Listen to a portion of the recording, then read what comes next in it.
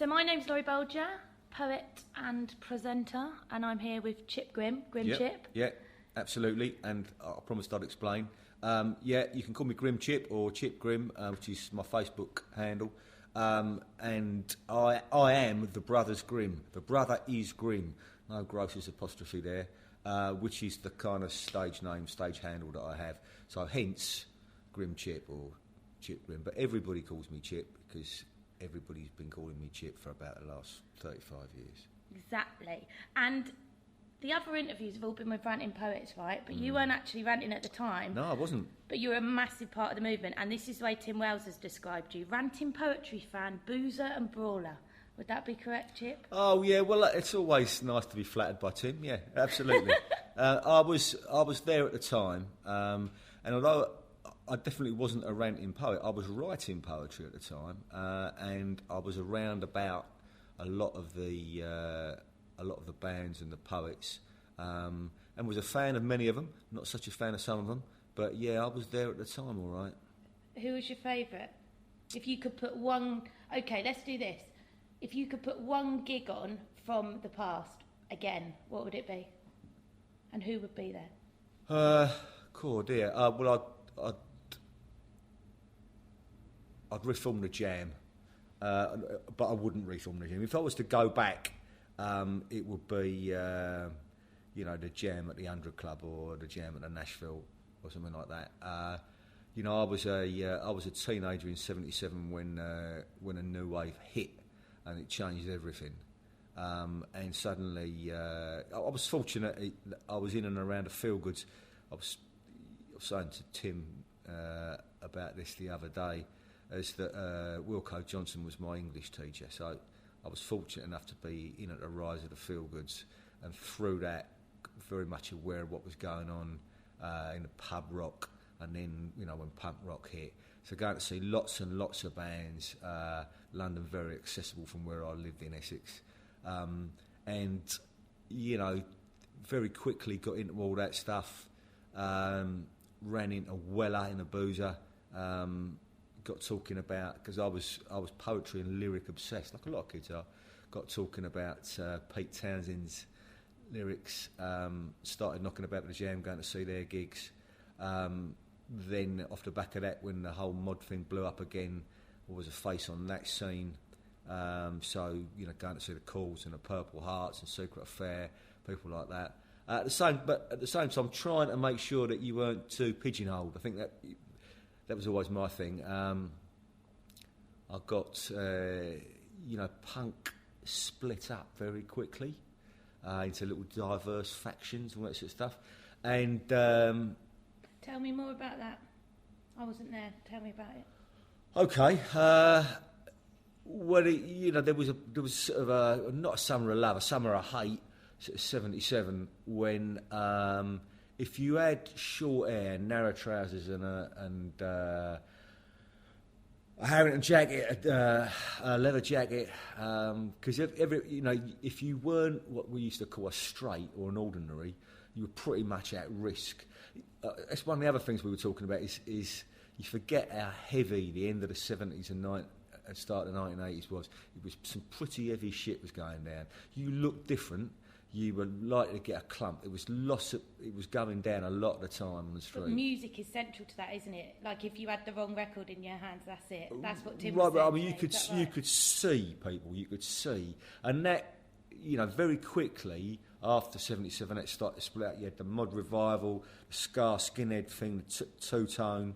The hardcore punks, all that sort of stuff. The rockabillys were always out. You still had the straight people, soul boys wanting to have some. Football was still kicking off. It was funny how quickly down West Ham the whole music and fashion thing really got going. Certainly the mod thing happened very quickly at West Ham. One day there were two of us in Harringtons, and like 3 weeks later there was 60, and then 600.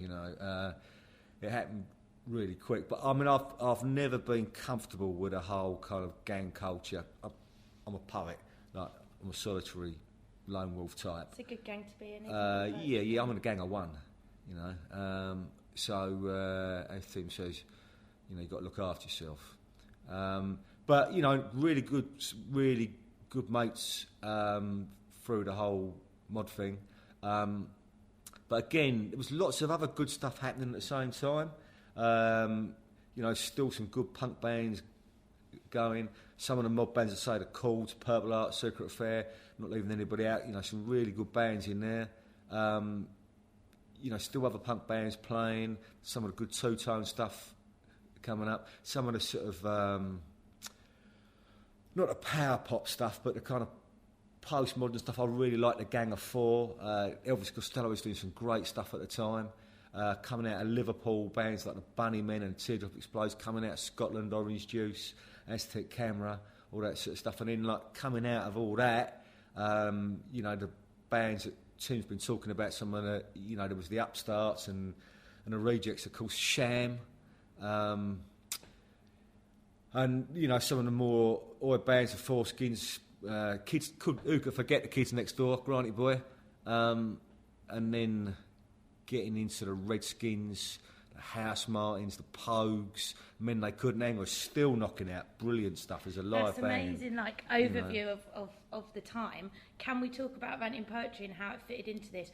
Just for people who don't know, can you define Ranting Poetry for me in, like, a couple of sentences? Yeah, it was part of that. It was part of that split out, really. I must admit, I think I missed the trick. I was certainly ranting. I could certainly gob off, and I was certainly writing poetry, but I didn't combine the two.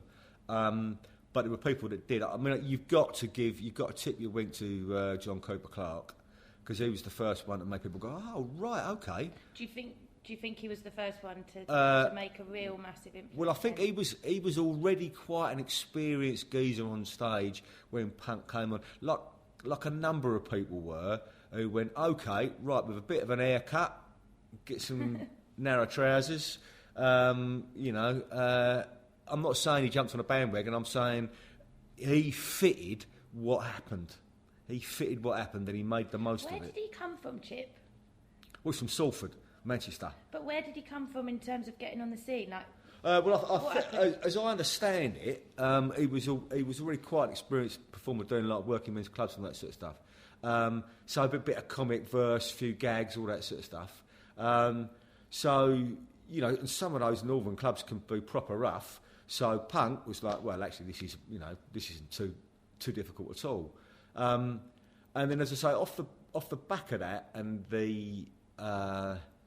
as punk started to split up, there was definitely that thing about this has all got too highfalutin. The mob bands are getting too up themselves. You know, some of the people that we used to follow, you can't.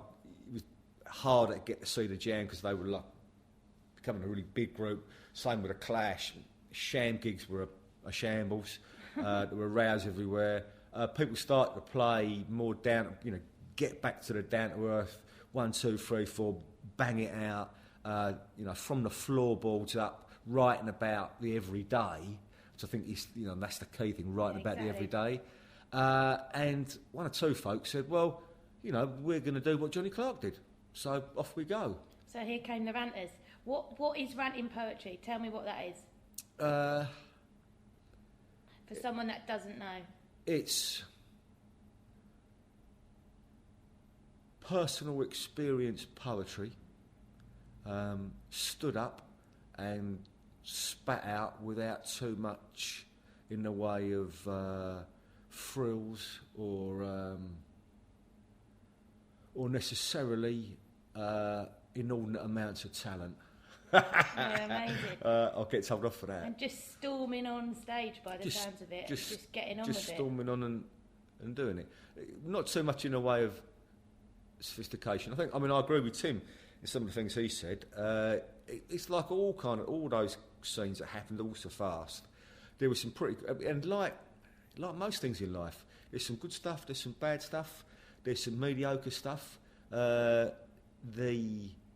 The art of it is to find the good people and go and see them, work with them, let them influence you. You know, get your mates to go and see those people. You know, it's the same way as I was knocking around watching punk bands and all that sort of stuff. And, you know, when I saw the Jam, I thought, right, they are the dog's bollocks. I'm going to go and see them. You know what I mean? And that was the way of it. You got friendly with them, so you had a beer, and then it was like, you're on the guest list, don't worry about paying in, and off you went. And, you know, a lot of the people who... And you'd get, in the same ways the scene around the Pistols would generate people who were then doing writing plays or doing art stuff or doing poetry. Same thing happened around the Jam. Same thing happened around the Ranters. You got, you know, a few people standing up and doing it, and then more and more people did it. And the fanzines, really, you mustn't forget the fanzines. They're amazing, aren't they? Can you explain what these fanzines look like? Right, well, for you young folk, whose mums and dads are younger than I am. My mum's a Jam fan, big time. Okay, that's all good. Go on, fanzines. They're gorgeous. Yeah, I mean, they're amazing. This is before social media. Exactly. This is like social media of the time. Okay, there was the NME and Sounds and a record mirror and all that sort of stuff. But this was the DIY ethic. This is how you communicated, and it was just writing a couple of articles, a few dodgy cartoons, photographs, photostated it all once, and then run it through the work computer when nobody's looking after work or first thing in the morning, and like sell it for 25p at gigs. More of this should happen now. If Right. you've asked Well, me, I mean, that is why. I don't. Although I've been writing as the Brothers Grim Chip for the last 15 years or so, getting back into writing poetry for a whole variety of reasons. You know, just at the start of this new century, is a definite project. Right, I'm going to get back into this and do it. I'm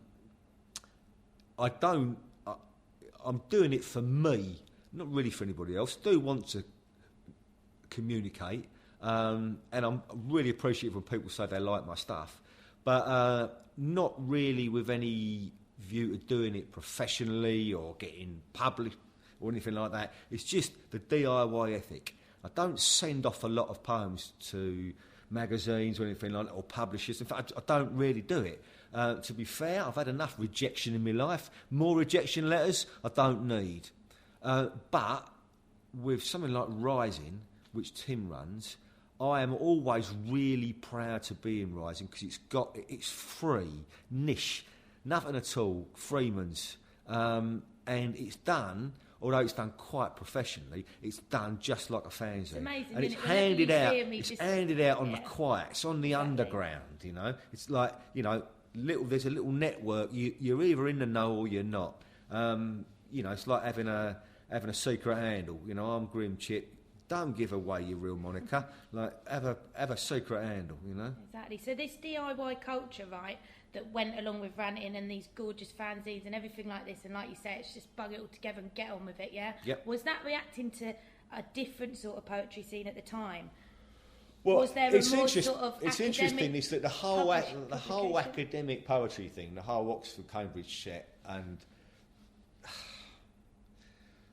taught poetry. It feels like there was more of a divide then than now. Well, do you agree with that? I don't know. No, you don't know still? I don't know. I still think there is a divide. I think there's less of a divide, but I still think there is a divide. I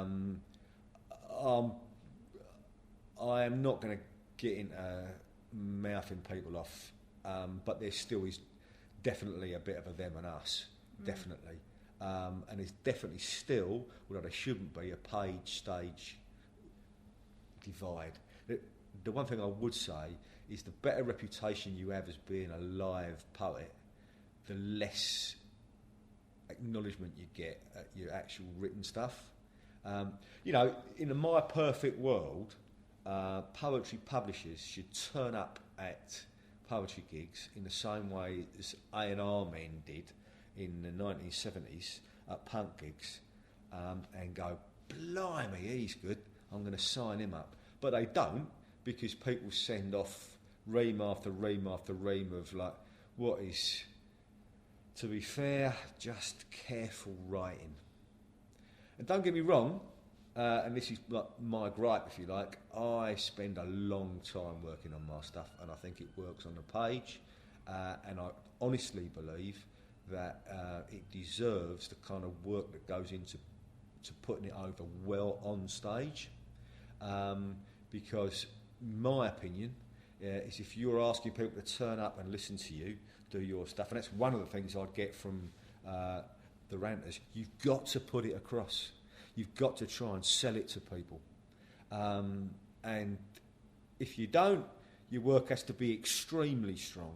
I will do gigs anywhere, including to the wine and cheese set, but they're always a bit shocked when I take the microphone to one side and start wagging my finger in their face.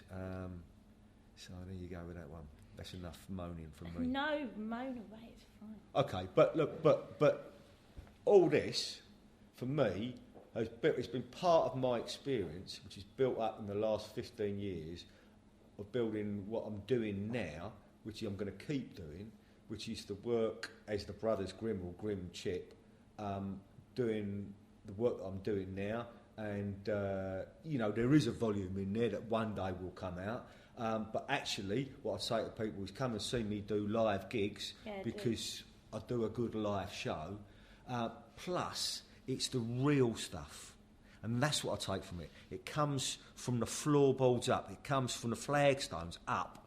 And it's got a slightly old-fashioned but craft-driven feel to it. It does have rhyme and metre and alliteration and enjambment in it, all those old sort of things. It's not a lot of free verse involved. So is it easy to get into? Is it a bit more accessible? Yes, it is. Is it going to be delivered to you right in your face so you can't look away? Yes, it is. And all that stuff comes from the stuff I learned as a young snap at the end of the 1970s and at the end of the 1980s. Get up and do it. There's nothing to be afraid of. Your point of view is as relevant as anybody else's, and if you can deliver it in a way that's engaging, entertaining and relevant, then absolutely you've got something to say and people are going to listen to you. That's exactly spot on. Thanks so much for talking to me, Chip. That's been amazing. Been charming. Thanks so much. Let's have a beer and do a gig, shall we? Well, absolutely. It's about time I was back on at Bang Said the Gun, isn't it? Yeah, any time, mate. You're always welcome.